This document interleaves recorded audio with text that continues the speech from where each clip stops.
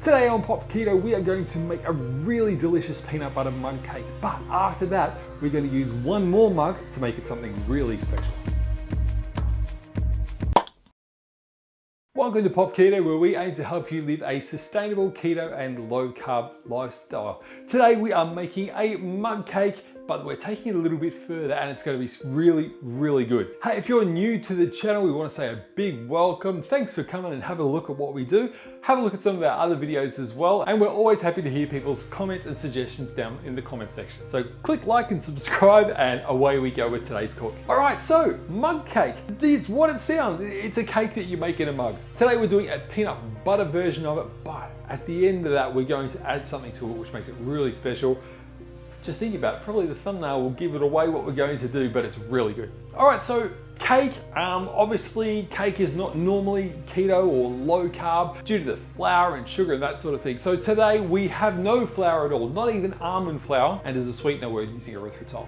Okay, so we're going to start with our dry ingredients, and the first one that we have today is erythritol. We are adding in 2 tablespoons of erythritol. Now erythritol is all carb actually, but due to the way your body processes it, or rather does not digest it, you're able to take away the carbs when you're calculating the net carbs of whatever it is that you're eating. So that's 2 tablespoons of erythritol. To that we're going to add our other single dry ingredient, which is baking powder. And today we're using 1/4 teaspoon of baking powder.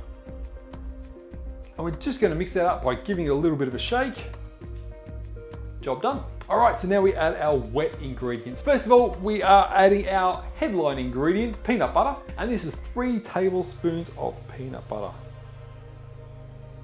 Just gonna pop that in there, and we're just gonna give this a really good mix in here. This is the main part where we are incorporating the dry and wet ingredients. So if we can get that all done nicely here, that will give us a nice mix later on. You won't have like any bits of baking powder or that just floating around loose in your mug cake.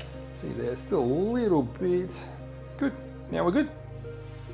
Next, we want to add some olive oil to it, and we are adding 1 teaspoon of olive oil. And then 1 whole egg. And again, we give this a good stir, breaking up the egg, getting a good mix. You'll find that some of the batter will lump together at the moment, particularly the peanut buttery bits. And it's just a case of mashing them down sometimes and just getting that as a nice even mix. Look at that. You can see how nice and smooth that batter is, and that's gonna make a really nice mug cake. And then you just scrape down the sides. And with that all mixed together nicely, we're gonna pop it in the microwave for 90 seconds.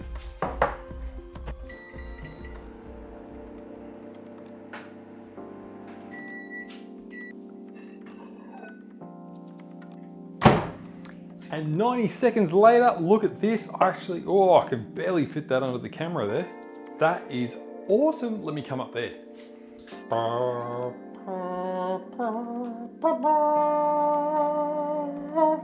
Look at that. Hey, all right, let's keep going. All right, so we're gonna turn this out onto a dish, plate thing.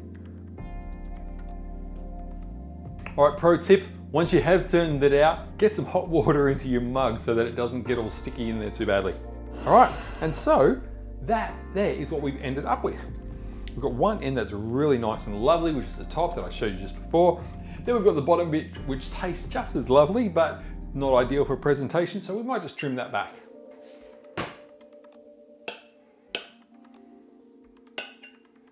And I'm just gonna use a bit of that for tasting.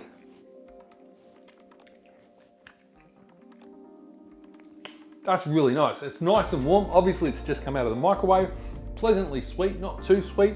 Definitely getting that peanut butteriness coming through. Texture's really nice and fluffy too, so you would be happy enough with that, but let's make it even better. Now we have grabbed a second mug and we are going to use this to make a really nice ganache sauce. So in this goes 45 grams of double cream, and that's about 3 tablespoons. We're going back to the microwave. This is going in for 1 minute. 1 minute later, we have some steaming milk, which is perfect. Next, while that is nice and warm, we are going to add in 10 grams of chocolate. Now we're going to talk about this in a moment. I'll just add that in. And lastly, 2 teaspoons of erythritol again. We're going to leave that there for about a minute or so to let the chocolate start melting before we mix it into the cream. Now let's talk about chocolate for a moment, because we have used 100% chocolate in this. Now 100% chocolate has nothing else in it, 100% cocoa mass. Now we can get it at most supermarkets around here. I think we've seen it at Sainsbury's and Morrison's, a few other places. Even smaller grocery places have it now too. So there is no dairy, no sweetener or anything like that. You can control it from here. And I think that's really cool when you're making your own low carb dishes, that you can have that level of control. Now it's not something you'd eat a lot on its own, to be honest. Let me just taste a bit for a sec. It's got a little bit of a chocolate liqueur taste to it.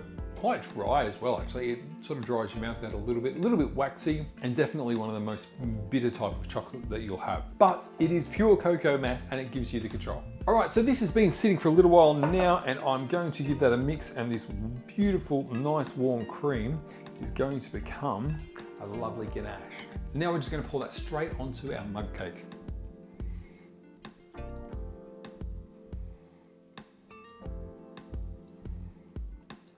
On its own, that is amazing.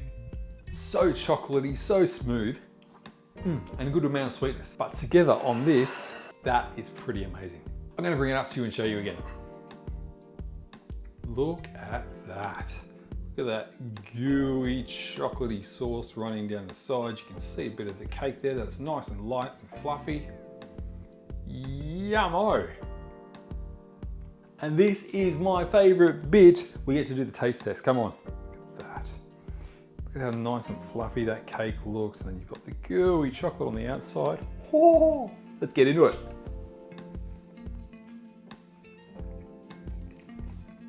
Now that mug cake on its own was good, but that chocolate sauce just takes it to a whole new level. A little bit indulgent, a little bit special. And peanut and chocolate is just a classic combination. Now, because it's a single portion, it's easy to make a few if you've got some friends over. So just a quick thing that I need to mention before we go is the peanut butter that we use is just roast peanuts and a bit of salt. So when you pick your peanut butter, just be careful, make sure there's no sugar in it or any of the additives that we'd want to avoid. So guys, there you go. How good is that? I have a soaking mug that I need to deal with before it gets too gooey, but that is such an easy thing to put together, and it just shows you how you can take something that's really good like a mug cake and just make it even better. So hope you've enjoyed that, guys. If you do make it, make sure you put it on the socials and tag us so we can have a look. We'd love to share some of your photos. But other than that, stay happy, stay healthy, and we'll see you next time. Bye.